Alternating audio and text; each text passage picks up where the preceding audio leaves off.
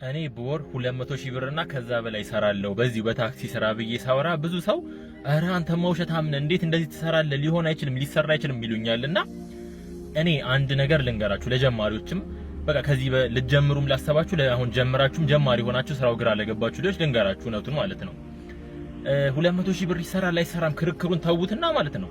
በቃ አንደኛ ነገር ላይፋችሁ ላይ የሚመክራችሁ ነገር ሰነፍ አትሁኑ በቃ በምንም ተአምር ሲጀመር 200 ሺህ ብር እንደ ትልቅ ብር አድርጎ የሚያስብ ሰው በዚህ ጊዜ እንግዲህ አስቡት ኢትዮጵያ ለባለው ኑሮ ውድነት ምን የ3-4 ሚሊዮን ብር መኪና ይዘን 200 ሺህ ብር እንደ ትልቅ ነገር ቆጥረን በወር ያንን ገንዘብ አይሰራም ምናምን ብሎ ማሰብ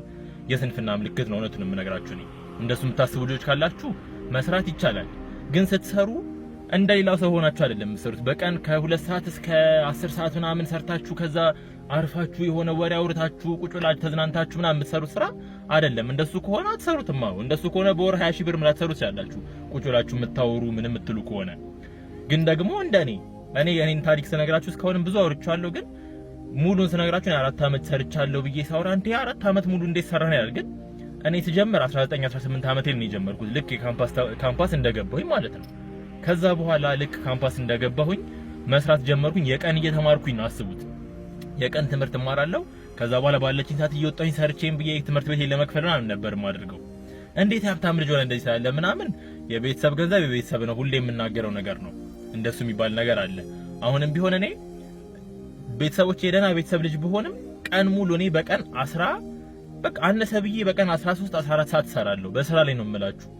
ከዛች በኋላ ያለችው ነው እንግዲህ ቪዲዮ ቀርጬ ቲክቶክ ሰርቼ ምን ብዬ በቃ ስፖርት ሰርቼ ረፍት ማድረገው ከዛች በኋላ ነውና ያን ሁሉ ሰዓት እሰራለሁ በቀን ውስጥ አንደኛ ነገር እንደማንኛውም እንደ ኖርማል ሰው አይደለሁም እኔ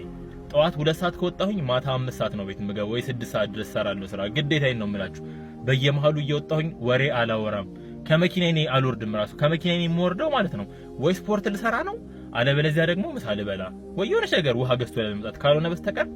ወጥቼ ከሆኑ ከተሰበሰቡ ሰዎች ጋር እንደዚህ ነው እንደዛ ነው የሚባል ወሬ እኔ ጋር የለም አላወራም ጭራሽ በቃ እዚህ ስራ ላይ ናችሁ እንደዚህ የምታወሩ ካላችሁም ተውት ይቅርባችሁ በኋላ ነው ጥቅሙን የምታዩት ማለት ነው ከተዋችሁት በኋላ ነው የሚገባችሁ ልክ ወጣችሁ ወሬ ባወራችሁ ቁጥር ወደ እናንተ አእምሮ የሚገባው ነገር ጥሩ አይደለም ስራችሁም ይበላሻል በቃ አንደኛ ነገር እሱ ልንገራችሁ ያው ለለመዳችሁ ልጆች እኔ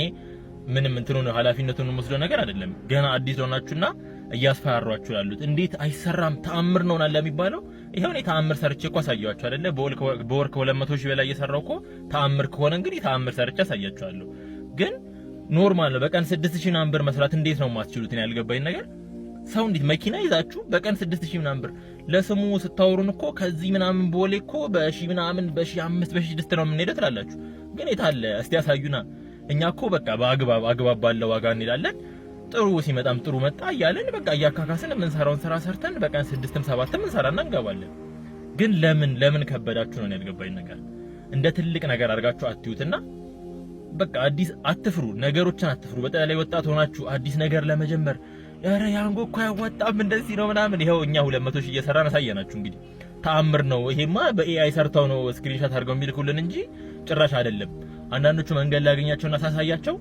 200 ሺህ ሲል በወር ይሄማ የአመት ነው ብለው ድርቅ እንግዲህ እየተነበበ እኮ ነው የዚህ ኖር እያለ ያሳየናል አይደለ ስለዚህ ይሄን ያህል ሆኗልና እኔ የምሰራው ነገር እናንተን ሊከብዳችሁ አይገባም በተለይ ደግሞ በተለይ ወጣት ሆናችሁ ከዩኒቨርሲቲ አንተ ተመርቃችሁ ጨርሳችሁ አታማሩ በነገራችን ላይ ከዩኒቨርሲቲ ጨርሳችሁ ወጣችሁ ከዛ በኋላ እዚህ ስራ ላይ ያላችሁ ልጆች ከሆናችሁ ለምንድን ነው የምታማሩት እስቲ ንገሩኝ ሁላችንም እኮ እድል መጥቶልናል አይደል አሁን ለምሳሌ እኔ ተቀጣር ተብዬ እድል መጣልኝ ግን ሁኔታውን አዩት ኢትዮጵያ ላይ ያለውን የደሞዝ ሁኔታ ምን አይቼ ለምንድን ነው የምቀጠረው ብዬ ነው ይሄን ስራ የምሰራው ግን ስትሰሩ ደግሞ በቀን 10 ምናምን ሰዓት ስሩ